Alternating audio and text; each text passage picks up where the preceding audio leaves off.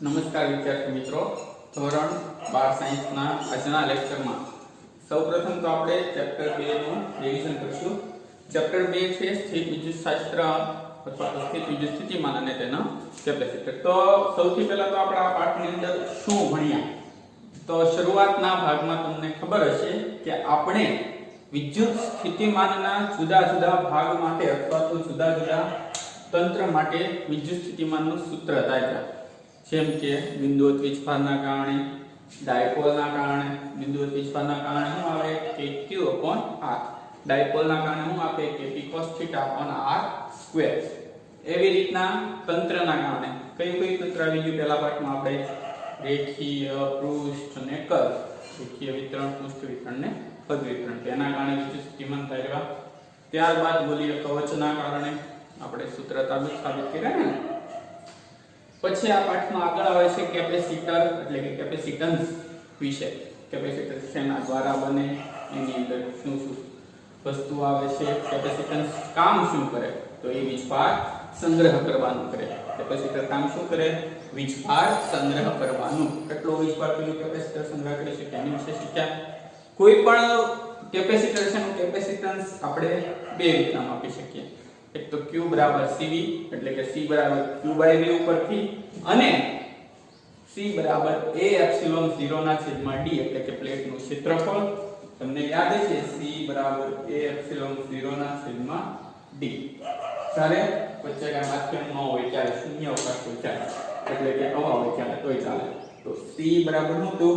A/0/d. C capacitance થાય, એ ક્ષેત્રફળ થાય, ε0 શૂન્ય અવકાશની પરમિટિવિટી, d બે પ્લેટ વચ્ચેનું અંતર. પછી ચોની વચ્ચે ડાઇલેક્ટ્રિક માધ્યમ દાખલ કરવામાં આવે તો નોન કેપેસિટન્સ શું થાય? C' = Kc અથવા Ck એટલે કે નવું કેપેસિટન્સ k ગણું થાય. નવું કેપેસિટન્સ કેટલા ગણું થાય? k ગણું. તમને યાદ હોય તો પહેલા પાઠમાં બળ વિશે આવતો આપણે કે બળ k માં ભાગનું થાય. એની જેમ આમાં કેપેસિટન્સ કેટલા ગણું થાય? k ગણું થશે. તેની પછી આપણે કેપેસિટરમાં સંગ્રહિત થતી ઊર્જા છે એના વિવિધ સૂત્રો દર્યા, જેમ કે 1/2 CV², 1/2 QV અને 1/2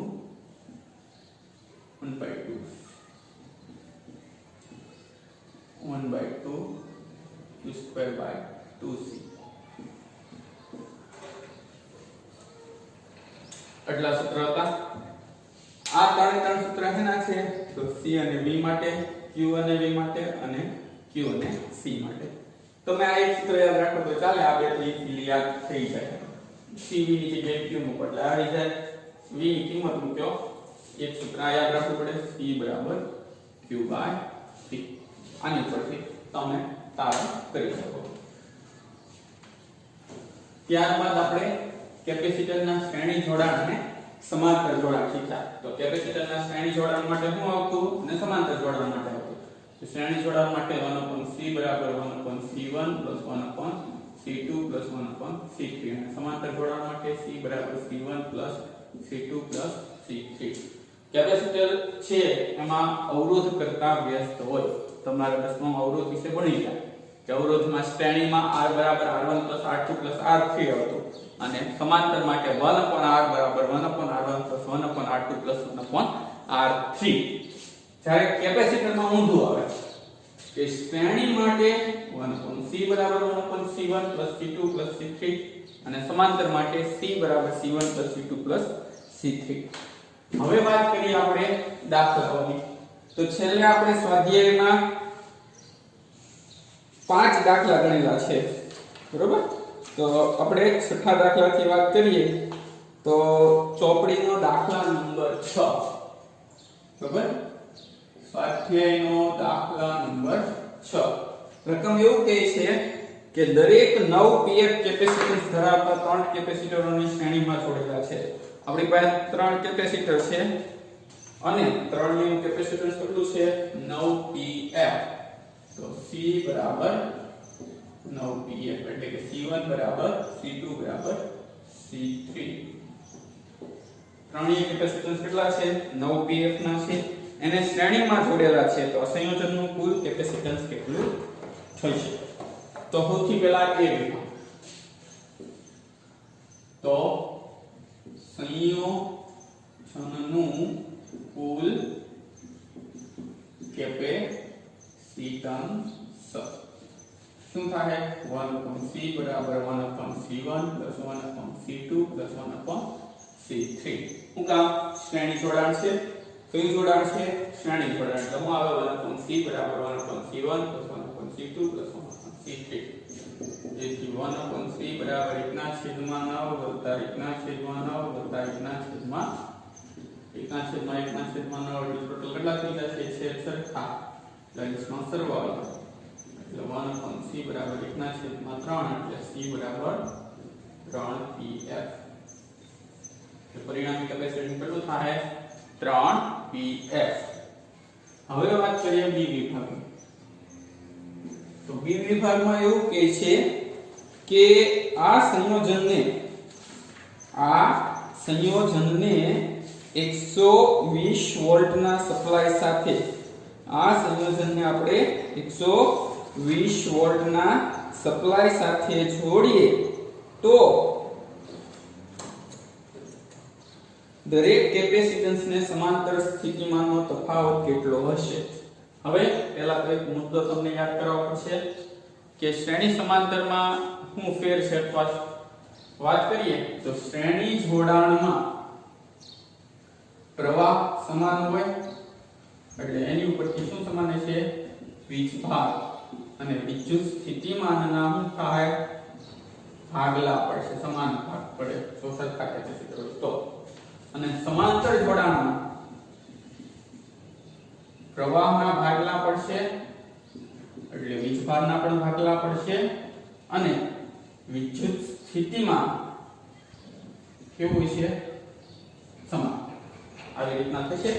તો આ જોડાણ કયું છે? શ્રેણી જોડાણ. તો જો તમને ખબર છે શ્રેણી જોડાણમાં વિદ્યુત સ્થિતિમાનના શું થાય? ભાગલા પડે. તો હવે આમાં લખવું પડશે થોડી થિયરી.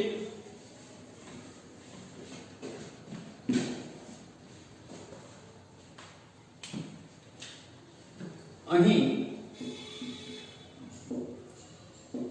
કેપેસિટરો શ્રેણીમાં જોડેલા હોવાથી દરેક કેપેસિટર પરનો વિદ્યુત સ્થિતિમાન તેમના મૂલ્ય અનુસાર મળશે. તેથી V બરાબર V1 + V2 + V3. પણ તળિયે વોલ્ટેજ કેવા હોય? સમાન હોય એટલે V બરાબર 3V1 થશે કારણ કે V1 બરાબર V2 બરાબર V3. હવે કુલ વોલ્ટેજ કેટલા આપેલા છે આપણને? 120. તેથી V ની જગ્યાએ 120 મૂકો, 3 ગુણાકારમાં છે ભાગાકારમાં એટલે V1 બરાબર V2 બરાબર V3 કેટલા વોલ્ટ થશે? 40 વોલ્ટ. એટલે જો ફરીથી રિવિઝન કરી લઈએ કે ત્રણ કેપેસિટર આપેલા છે, ત્રણે ત્રણ સમાન છે. તો C1 બરાબર C2 બરાબર C3 બરાબર 9pf 10 - 12. બરોબર? એ તો ખબર જ છે બધાને. હવે સંયોજનનું કુલ કેપેસિટન્સ પણ સંયોજન કેવું છે? શ્રેણી જોડાણમાં. એટલે તમે એવું લખી શકો શ્રેણી જોડાણનું કુલ કેપેસિટન્સ અથવા સંયોજનનું કુલ કેપેસિટન્સ 1/c બરાબર 1/c1 1/c2 1/c3. એટલે 1/c બરાબર 1/9 1/9 1/9 છેદ સરખા અંશનો સરવાળો એટલે 3/9 3 ઉડી ગયા 3 * 9 એટલે 1/10 ઊંધો કરી નાખો એટલે c બરાબર 3pf. હવે આપણે એવું કીધું છે કે આ ત્રણે ત્રણ જોડાણની શ્રેણીમાં જોડેલા છે. જો શ્રેણીમાં જોડ્યા હોય તો તણીયના વોલ્ટેજ નામ થશે ભાગલા પડશે. તણીય કેપેસિટર સમાન છે એટલે ભાગલા સમાન પડશે. જો તણીય કેપેસિટર અલગ અલગ હોય તો પછી ભાગલા અલગ અલગ પડે. વધારે કેપેસિટર મોટું હોય તો એને વધારે વોલ્ટેજ મળે, કેપેસિટર નાનું હોય તો એનો વોલ્ટેજ ઓછો મળે.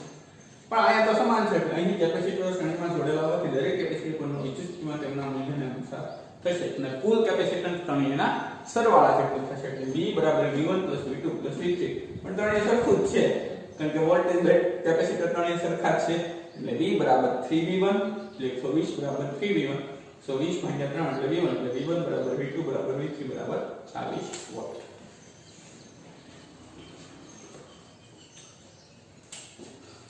તો આટલું થયું. હવે વાત કરીએ ઉદાહરણ નંબર 7. ઉદાહરણ 7 છે યાની જેવો જ દાખલો છે પરંતુ એમાં શ્રેણી જોડાણને બદલે શું આપેલું છે સમાંતર જોડાણ. તો પહેલા પહેલી રકમ જોઈ લઈએ છે એવું કહે છે કે 2pf 3pf અને 4pf જો બધા કેપેસિટર અલગ અલગ કિંમતના છે એટલે પહેલા કિંમત આપણે લખી નાખીએ C1 ઉદાહરણ દાખલા number 7 C1 2pf C2 3pf અને C3 4pf ત્રણ કેપેસિટર છે C1 C2 C3 ત્રણની કિંમત અલગ અલગ છે 2 3 4 ઓકે pf. હવે એને સંયોજનનું કુલ કેપેસિટન્સ ગોતો અને સમાંતરમાં જોડેલા છે. આમાં જોડેલા છે સમાંતર તો સમાંતરમાં જોડેલા અથવા તો ડાયરેક્ટ લખાય સંયોજનનું કુલ કેપેસિટન્સ ડાયરેક્ટ સંયોજનનું કુલ કેપેસિટન્સ. હવે એની માટે શું આવશે C બરાબર C1 C2 C3. શા માટે સમાંતરમાં છે એટલે સમાંતરમાં હોય એટલે C બરાબર શું હશે C1 C2 C3. તો C બરાબર આ તો હેલો થઈ ગયું 2 3 4 કેટલા થાય 3 7 9pf. આ લાગે તાહેલો દાખલો થઈ ગયો. કુલ એનું કેપેસિટન્સ કેટલું થાય 9pf થશે. હવે વાત કરીએ B વિભાગની. તો B વિભાગમાં એવું કહે છે કે જો આ સંયોજનને 100 વોલ્ટના સપ્લાય સાથે જોડવામાં આવે તમારી પાસે જે સંયોજન છે આખું એને કેની સાથે જોડવામાં આવે 100 વોલ્ટના સપ્લાય સાથે જોડવામાં આવે તો દરેક કેપેસિટર પરનો વીજભાર શોધવાનો છે. દરેક કેપેસિટર પરનો શું શોધવાનો છે વીજભાર શોધવાનો છે. વોલ્ટેજ કેટલા છે 100 વોલ્ટ. જોડાણમાં છે સમાંતર. દરેકે દરેક વસ્તુ કેપેસિટર છે સમાંતરમાં જોડેલા છે એટલે જો આવી રીતના ધ્યાન રાખજો. અહીંયા 100 વોલ્ટ આપેલા છે આ 2 આ 3 આ 4. હવે જો સમાંતરમાં છે એટલે અહીંયા વીજભાર Q1 આવશે અહીંયા Q2 આવશે અને અહીંયા Q3 આવશે. જો તા ખબર પડી ગઈ શાની પર વીજભાર સૌથી વધારે નાની પર નાની પર સૌથી ઓછો. હવે સમાંતર જોડાણમાં છે એટલે વોલ્ટેજ તમને કેવો મળશે સમાન. એટલે આને 100 વોલ્ટ મળશે આને 100 વોલ્ટ મળશે અને આને 100 વોલ્ટ મળશે. તો આપણે વારાફરતી વીજભાર શોધીએ. અહીં કેપેસિટરો સમાંતરમાં જોડેલા હોવાથી દરેક કેપેસિટરને સમાન 100 વોલ્ટ મળશે. વીજભાર અલગ આવશે એટલે Q1 Q2 અને Q3. Q1 શું આવે C1V C2 અને C3V. C1V એટલે શું છે C1 એટલે 2 ગુણ્યા 10 ની માઈનસ 12 ગુણ્યા 2 એટલે 100 એટલે 2 ગુણ્યા 10 ની માઈનસ 10. આ બે ઘાત અહીંયા છે ને પ્લસ n માઈનસ ની ઉડી ગઈ એટલે બધી 2 ગુણ્યા 10 ની માઈનસ 10 કુલમ. હવે C2V તો એમાં 3 ગુણ્યા 10 ની માઈનસ 10 થઈ જશે ડાયરેક્ટ તો ખબર પડી જાય. અને CQ3 એના 4 ગુણ્યા 10 ની માઈનસ 10 ડાયરેક્ટ.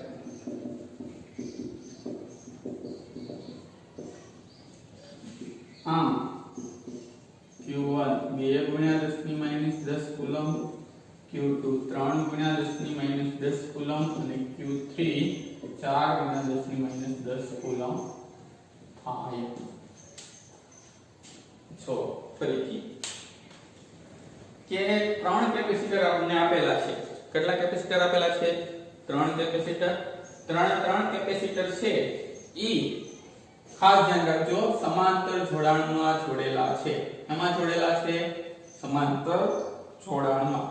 તો સમાંતરમાં જોડેલા હોય તો એનું કુલ કેપેસિટન્સ ત્રણેયના સરવાળા જેટલું થાય એટલે C બરાબર C1 C2 C3 એટલે 2 3 4 એટલે 9 પાઇકોફેરાડ એટલે કે P.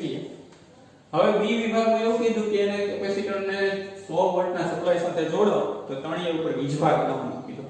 હવે સમાંતરમાં જોડો એટલે વોલ્ટેજ તો બધા નખા મળવાના છે.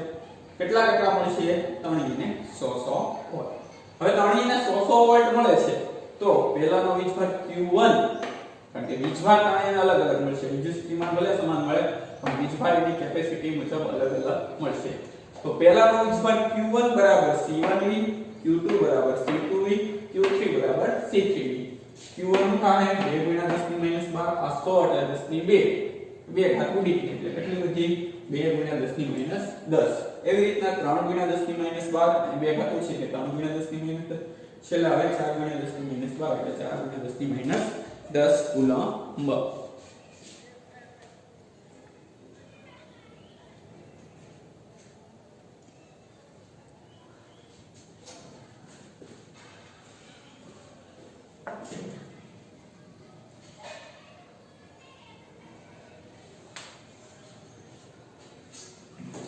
હવે ત્યારબાદ આપણે ઉદાહરણ સ્વાધ્યાયનો 8મો દાખલો જોઈશું. હવે જે સ્વાધ્યાયનો 8મો દાખલો છે એમાં સૌથી પહેલા તો રકમ વાંચીએ કે બે પ્લેટો વચ્ચે હવા હોય ત્યારે સમાંતર પ્લેટ કેપેસિટરમાં દરેક પ્લેટનું ક્ષેત્રફળ આપ્યું છે. ક્ષેત્રફળની સંજ્ઞા શું આવે? સ્વાધ્યાય દાખલા નંબર 8. ક્ષેત્રફળની સંજ્ઞા આવશે એ કેટલું આપ્યું છે? 6 ગુણ્યા 10 ની માઈનસ 3 મીટર સ્ક્વેર. અને બે પ્લેટ વચ્ચેનું અંતરને કહેવાય d 3 મિલીમીટર. તો કેપેસિટન્સ ગણવાનું કીધું છે. હવે સૌથી પહેલા તો એકમ જોઈ લેવાના. જો દાખલો ગમે ત્યારે ગણો સૌથી પહેલા એકમ જ ખાસ એક જોઈ લેવાના. આ મીટર સ્ક્વેર છે, રેડ છે. આ મિલીમીટર છે. મિલીમીટરના મીટર કરવા હોય તો મિલીમીટરના પહેલા સેન્ટીમીટર કરો 10 ની માઈનસ 1 અને મીટર કરો તો 10 ની માઈનસ 3 મીટર થશે. તો હવે કેપેસિટન્સ ગણવાનું છે. તો એની માટે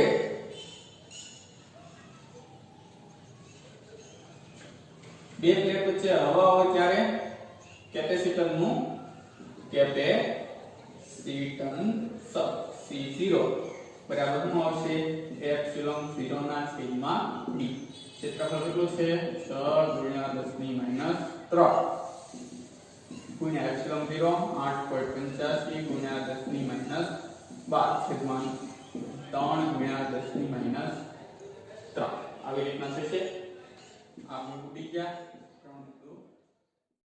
17.7 ગુણ્યા 10 ની માઈનસ 12 એટલે 17.7 pf. હવે ત્યારબાદ આગળ એવું કીધું છે કે આ કેપેસિટરનું કેપેસિટન્સ ગણો. જો આ કેપેસિટરને 100 વોલ્ટના સપ્લાય સાથે જોડવામાં આવે એટલે વોલ્ટેજ આપણી પાસે કેટલા છે? હવે 100 વોલ્ટ. તો દરેક પ્લેટ પરનો વીજભાર તો સિમ્પલ જ છે. દરેક પ્લેટ પરનો વીજભાર Q0 બરાબર C0V એટલે શું આવશે?